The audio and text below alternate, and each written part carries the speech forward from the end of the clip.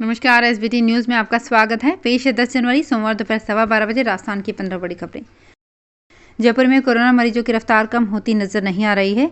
रविवार को राजधानी के 101 इलाकों में 2337 लोग कोरोना पॉजिटिव मिले हैं। वहीं नया खेड़ा में एक व्यक्ति की मौत हुई है। यहां एक दिन पहले की तुलना में 1552 केस ज़्यादा मिले हैं। दूसरी लहर के बाद ये अब तक का सर्वाधिक आंकड़ा है।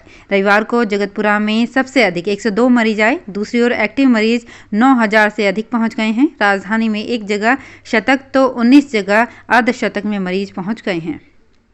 प्रदेश के चिकित्सा मंत्री प्रसादी लाल मीणा ने कहा कि प्रदेश में लॉकडाउन के बारे में सरकार द्वारा परिस्थितियों को देखकर निर्णय किया जाएगा। मंत्री मीणा ने ये बात रविवार को दौसा जिले के मंडावरी कस्बे में अपने आवास पर पत्रकारों से बातचीत में कही। उन्होंने कहा कि सरकार कोरोना की तीसरी लहर और नए वेरिएंट को लेकर पूरी तरह सतर्क है। जिन्हें दोनों डोज नहीं लगी है उन्हें इसका बड़ा खतरा है। जीनोम सीक्वेंस की जाँच जयपुर के बाद अब जोधपुर और कोटा में भी शुरू की जा रही है। पूरे देश में सोमवार को हेल्थ व फ्रंट लाइन वर्कर्स के अलावा गंभीर बीमार 60 वर्ष से अधिक उम्र के लोगों को बूस्टर यानी कि प्रिकॉशन डोज लगाई जाएगी। प्रदेश में ऐसे लोगों की संख्या 24,15,000 है। इस मौके पर कोविन ऐप में बदलाव कर टीका लगाने वाली प्रदेश की सबसे उम्रदराज महिलाओं 110 साल की हर कौर और 106 की सुरजीत कौर ने कहा कि वे भी हर हाल में बूस्टर डोज लेंगी। सभी को टीका लगाना चाहिए। पहले कोविन ऐप में 101 साल की उम्र वालों का ही रजिस्ट्रेशन होता था। तेजी से फैल रहे कोरोना ओमिक्रॉन ने एक बार फिर शादी वाले परिवारों की चिंताएं बढ़ा दी है, क्योंकि जिन परिवारों में इसी महीने शादियां हैं उनकी अधिकांश तैयारियां हो चुकी है। लेकिन राज्य सरकार की ओर से जारी गाइडलाइन में मेहमानों की संख्या 100 करने से परेशानी ज्यादा बढ़ गई है। भरतपुर में मैरिज होम, गार्डन, धर्मशाला और कैटरर्स बुकिंग का पैसा लौटाने को तैयार नहीं है। इसलिए ज्यादातर परिवार होटल, मैरिज गार्डन वालों की मदद से ऐसा रास्ता निकाल रहे हैं जिससे मेहमान भी ना छूटे और नियम भी ना टूटे। भरतपुर में रोशनी से पहली बार फैशन शो हुआ। आयोजक पारुल अग्रवाल ने बताया कि शो को करने का उद्देश्य भरतपुर में महिलाओं को एक ऐसा प्लेटफॉर्म देना है जिससे वे अपनी प्रतिभा को दूसरे के सामने प्रदर्शित कर सकें। इसमें मिस एलाइट भरतपुर रिया शर्मा रही। मिस भरतपुर का खिताब स्वीटी शर्मा ने जीता। मिसेस भरतपुर का ताज भावना शर्मा को मिला।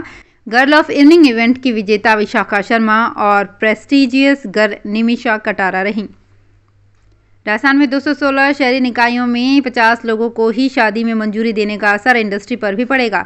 प्रदेश में इससे करीब 2.5 लाख और जयपुर में 50,000 शादियां प्रभावित होंगी। इससे प्रदेश की वेडिंग इंडस्ट्री को करीब 1500 करोड़ और जयपुर को 700 करोड़ रुपए के कारोबार का नुकसान होने की आशंका है। होटलों में 50% से ज्यादा बुकिंग कैंसिल हो जाएंगी। ओमिक्रॉन के कारण दिसंबर के आखिरी सप्ताह से अब तक 20% बुकिंग कैंसिल हो चुकी है।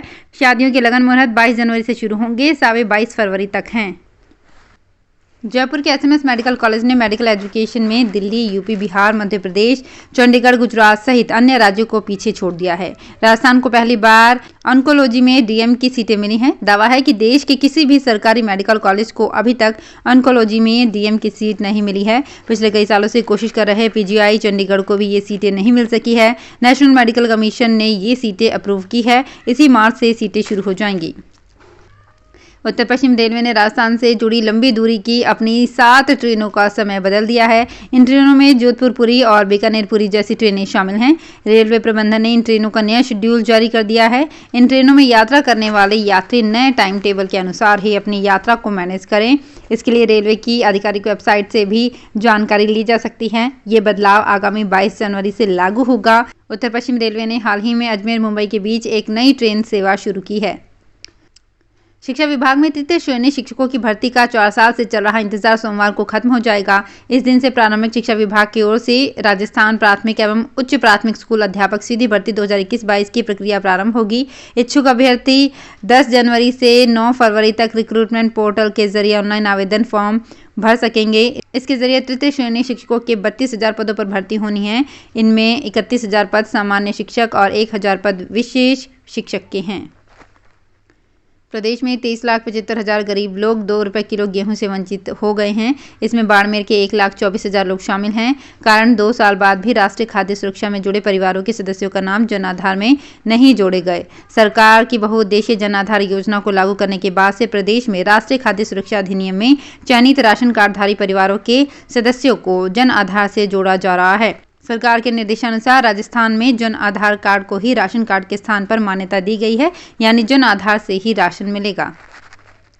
प्रदेश में विकास को रफ्तार देने वाले 2 बड़े प्रोजेक्ट दिल्ली मुंबई एक्सप्रेसवे और जामनगर अमृतसर इकोनॉमिक कॉरिडोर को अब जोड़ने की तैयारी है। इसके लिए NHAI पचपदरा से लालसोट के बीच नया ग्रीनफील्ड 6 लेन हाईवे बनाया जाएगा। इसका बड़ा फायदा बीच में पड़ने वाले शहरों को होगा।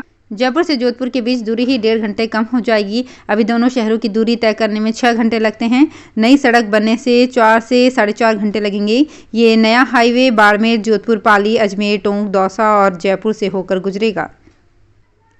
रोपड़ पंजाब स्थित तख्त श्री केसगढ़ साहिब का मुख्य दरबार हॉल, सोने की सुंदर पालकी, गुरु साहब का शस्त्रागार, किला प्रांगण और कुछ नगर कीर्तनों में गुरु ग्रंथ साहब की पालकी वाहन पिछले 19 वर्षों से जयपुर से भेजे जा रहे पुष्पों से सज रहे हैं। ये सेवा गुरु साहब के आशीर्वाद और कृपा से जयपुर के कुलविंदर सिंह फूल की ओर से निरंतर 19 वर्षों से दी जा रही है। गुरु गोविंद सिंह जी ने इसी तख्त साहब से 5 प्यारे खालसा पथ बनाया। सिर्फ 200 घरों की बस्ती वाले गणपतिया खेड़ा गांव में हॉकी के 150 खिलाड़ी हैं।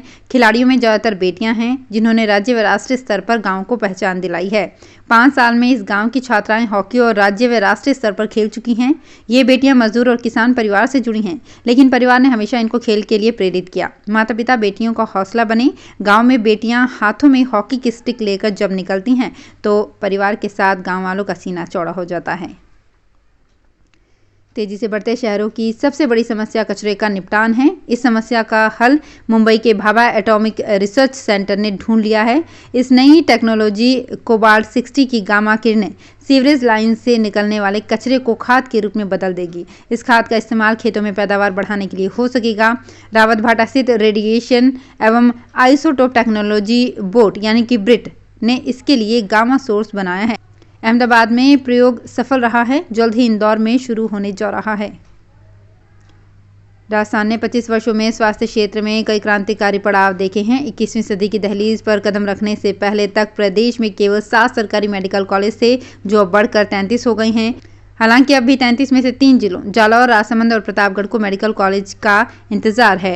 प्रदेश में कोरोना से पहले और वर्ष 2000 तक एक भी टेस्टिंग लैब नहीं थी। अब 27 जगह लैब है और प्रतिदिन 1 लाख सैंपल की जांच की क्षमता है। तो फिलहाल इस बुलेटिन में इतना ही। फिर हाजिर होंगे कुछ और बड़ी खबरों के साथ। SBT न्यूज के और भी वीडियोस को देखने के लिए हमारे चैनल को सब्सक्राइब करें और नोटिफिकेशन पाने के लिए बेल आइकन को प्रेस करें।